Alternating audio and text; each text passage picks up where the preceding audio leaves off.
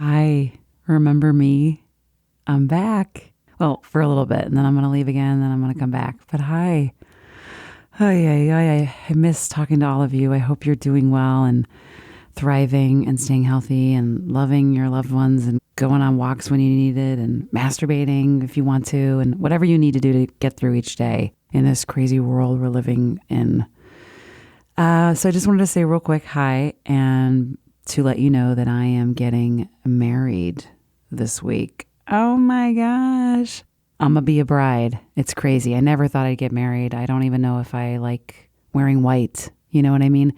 And I don't know if I believe in the institution itself and one man forever. It's been complicated. But I do know that I love my partner of 10 years. And during the pandemic, we started talking about moving out of Chicago and buying a house. And he said, I'm not going to move across state lines with you and buy a house as your boyfriend. So it's time to put a ring on it. That's pretty much what he said.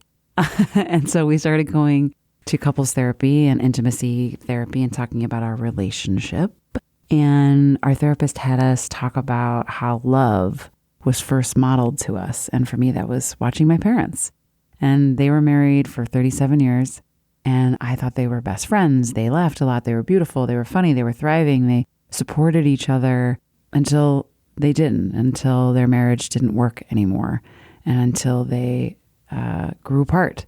And I learned later that there were, other issues, as all relationships have. And my dad and my mom separated when I was in my late 20s. And I was like, well, if they can't make it, and this idyllic relationship, or this relationship that I thought was so perfect, isn't successful, why would I do it? Why would I ever do it? And I still don't like wearing white.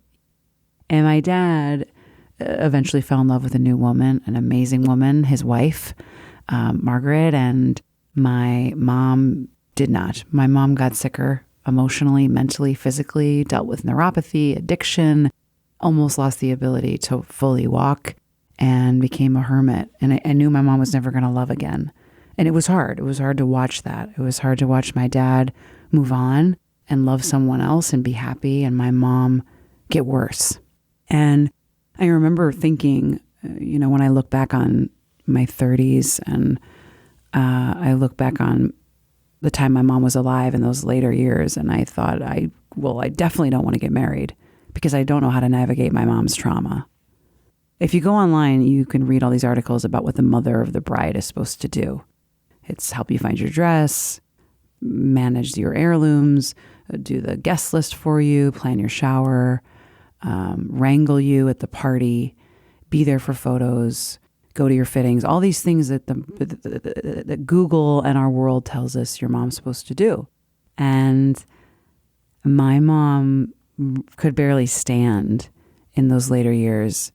She was really angry and sad, and I couldn't imagine her coming to a ceremony or even wanting to if my family was present, or her not even being able to help plan a shower because she was too sick.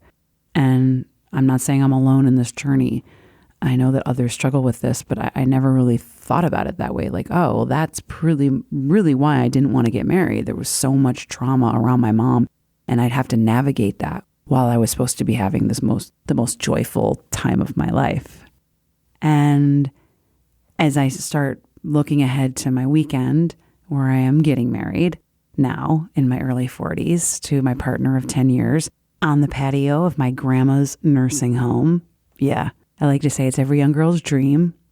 And it's going to be my mom's mom, who's 95. It's her nursing home. It's going to be a really small ceremony. My dad, his wife, Jonathan, my fiance's mom, and his brother and his wife. And my grandma gets a +1, her best friend, Joni. Adorable. My grandma got her hair done. She's going to wear a new top from Black and White Market with butterflies on it. And she's borrowing earrings from a friend. It's adorable.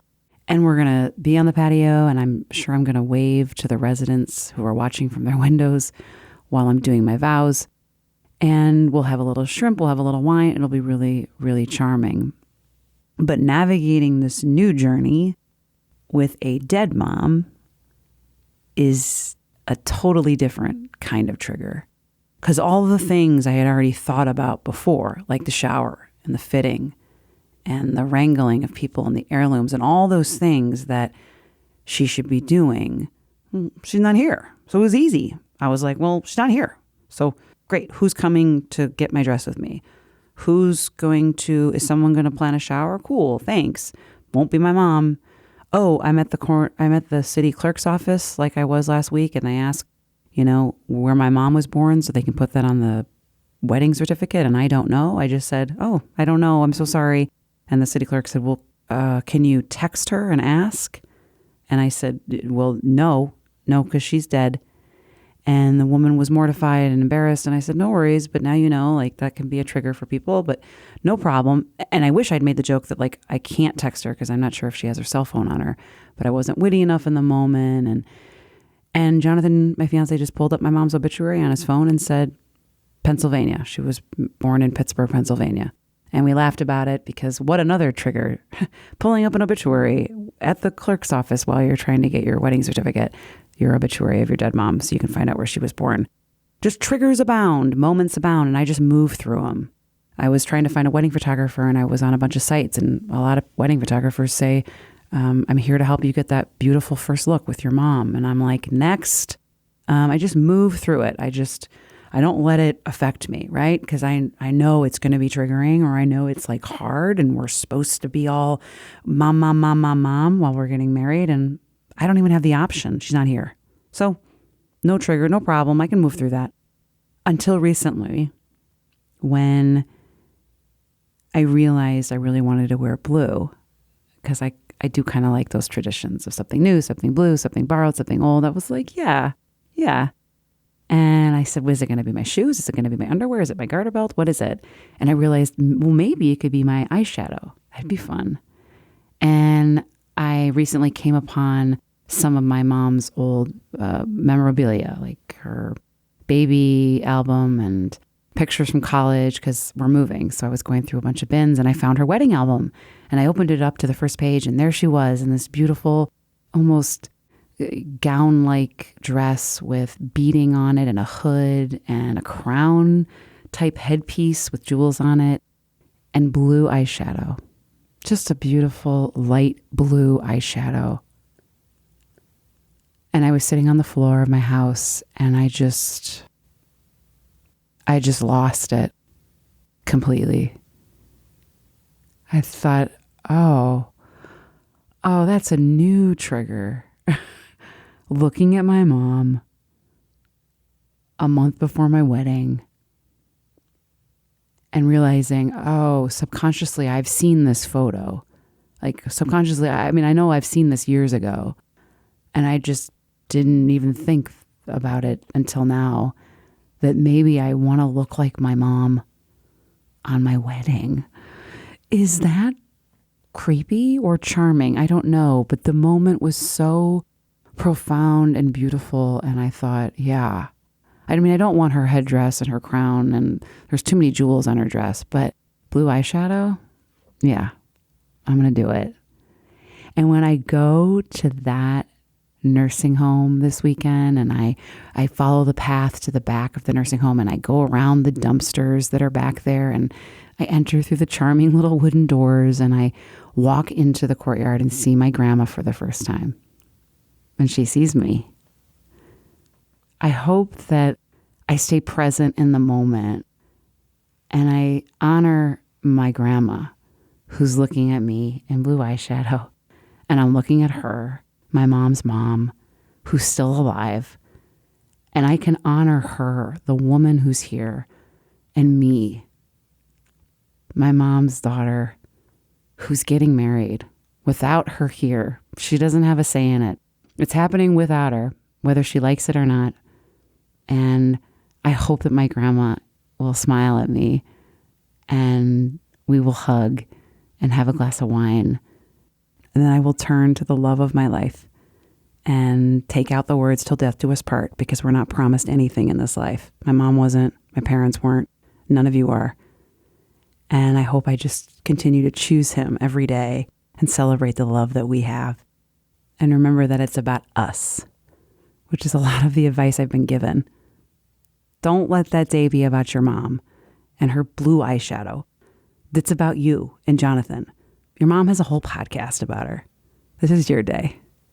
So enjoy it. Next time I talk to y'all, I'll be a married woman. I can't wait. Speaking about some of that advice that was given to me around my wedding, before I leave you, I wanted to play a short clip from a conversation I had with my dear friend Lauren about her wedding, which was a few years ago, and her mom had to attend the ceremony virtually because she was too sick to attend in person. And I asked Lauren for some advice. I said, what do I do on that day? Won't I be like really sad, and won't all this stuff be coming up, and what's going to happen? Give me some advice. And she said, Dana, make sure that day is about you and Jonathan. It's not your mom's day. It's your day. Remember that. So here's a clip from that conversation. And I really do look forward to talking to you all soon and to come back with a new season. I am working on some new episodes right now with amazing people. And I am also working on a retreat experience that we are going to be offering for the fall of 2022 in October for 2 nights in Antioch, Illinois at Cypress Resort on the lake, in cottages, surrounded by nature. I want to sit around a fire pit. I want to look at photos. I want to collage. I want to journal. I want to talk. I want to laugh. I want to drink wine or tea and go on walks and process maternal loss and feelings of shame or anger or regret or sadness around your relationship with your complicated mom who's either living or who's passed, because those are feelings and those are things that I have been navigating for a long, long time. So I know what it's like to feel like your mom is gone while she's still here on earth. So this is a retreat experience for people who are feeling some sense of like unease and unrest around maternal loss. And it's also going to be really joyful and full of love and humor and healing and open-heartedness. Open-heartedness? Yeah, I said that right. So click the link in the show notes so you can get on our email list and get updates about the new season and about this retreat experience in October of 2022 at Cypress Resort. Go check them out. They're one of my favorite places on earth, and the owner is magical. So more to come. I can't wait to talk to you soon, and be well, and wish me luck on my wedding day. Oh my gosh, it's so weird to say that. It's so weird. Take care.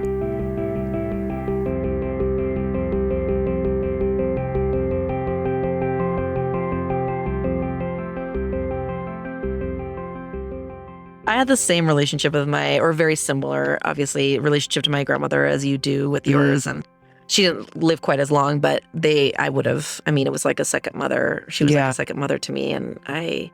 But I think you have such an interesting story in that you've lost your mom, but still have your grandmother. Yeah, like that is my interesting. Mom, yeah. And I asked her recently, I said, I think I shared it on Instagram. Like I said, do you have any advice for me? I looked at my grandma and I said, do you have any advice for me as I get ready to get married? And she looked right at me and said, no, because you're old enough. Like you're grown. You know what you're doing. You know what you're doing. And I thought, how dare you? How dare you? How dare you?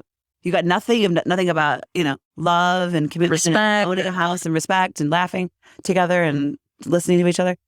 And she just was like, no, you're grown, And then later emailed me and said, because my grandma still emails. That's right. Oh, that's amazing. 95. She can't open attachments. That's difficult. I don't like opening attachments either. Same.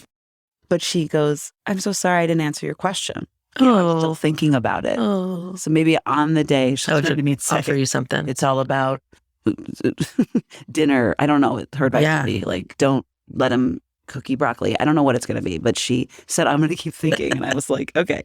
So I don't know. And I said to her, and I've asked her, like, tell me about my mom on her wedding day. And she said, oh, she wasn't difficult. She was not a diva. She kind of described a little of that, saying, that's great. There was no drama. And I was like, okay. I just think like honoring your mom kind of in the moments before. Okay. That would be my advice. I need your advice.